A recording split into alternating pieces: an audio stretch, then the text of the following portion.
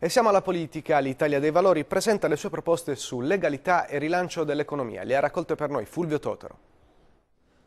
La legalità è fondamentale per lo sviluppo economico del Paese. L'Italia dei Valori riparte da una delle parole d'ordine della storia politica del movimento con una proposta per risollevare i territori più colpiti dalla criminalità. C'è un patrimonio di 80 miliardi di euro confiscato alla mafia. Allora deve essere comprensibile che nel momento in cui viene confiscato deve essere utile alla società.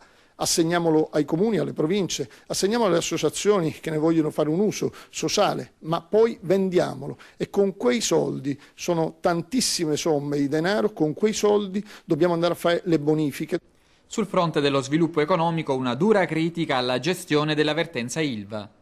Noi riteniamo che il settore debba essere rilanciato, ma debba essere correttamente messo a regime e noi riteniamo che non possa certo farlo un commissario compiacente con la proprietà. Ci vuole un vero commissariamento al di sopra delle parti e di ogni sospetto che utilizzi i beni dei Riva per poter bonificare il territorio.